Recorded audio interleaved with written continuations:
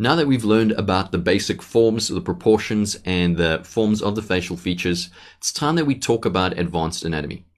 Anatomy is a broad and separate area of study that's really about learning the nuances and the design of anatomical bodies. Characters are much, much more than just anatomy though, but a strong anatomical knowledge is a very useful tool. There's unfortunately no way around learning advanced anatomy. It really has to be done, and it really will benefit you. There's no real I've made it or kind of bar level like that, you've reached the bar of studying anatomy.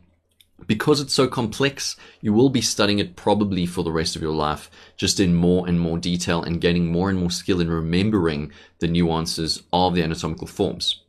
Nevertheless, your skills keep improving as you create art and study anatomy further.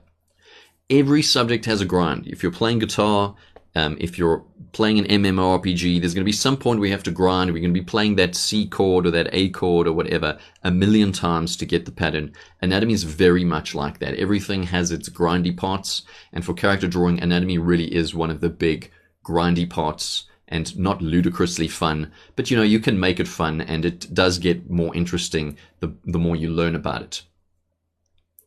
Studying anatomy really is observational art. It's about repetition, learning the anatomical elements off by heart, and it's not really hard to grasp once you understand the fundamentals we covered in Module 2 and 3. In a sense, it's a visual library development of the human body. You pick up an element that you want to learn, for example, the neck muscles, and you study them and you draw them from multiple angles, and you just keep doing it until you have a good understanding of the nuances and the shapes of those muscles, or the skeletal structure, or the skin surface area. When you learn anatomy, you'll want to focus first on the skeletal system and the skull. Really do studies in depth on those elements, draw them out, rinse and repeat. Then focus on all the muscles, same deal, and then augment that knowledge with figure drawing of the male and the female bodies. The Anatomy Resources and Study Guide in Module 3 provides a great resource as well as a guide to have you study anatomy efficiently and effectively.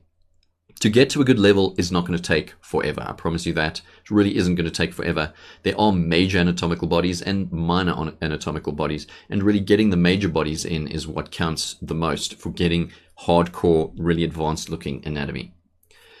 Anatomy should, however, not be a stumbling block for you, and I want to emphasize this. You'll likely always be learning anatomy throughout your life. For now, follow the anatomy study plan and resources that are included in this module and learn it slowly. But continue on with the course. Many of the concepts you'll learn later in the course, especially in terms of gesture drawing, will rapidly increase your anatomy learning speed. Because of course, at gesture drawing, the advanced levels of gesture drawing really is doing figure drawing, doing life drawing of the human body. And that's really what we want to be good at, drawing the human body well. All right, this is the end of Module 3. Let's move on to Module 4, gesture drawing.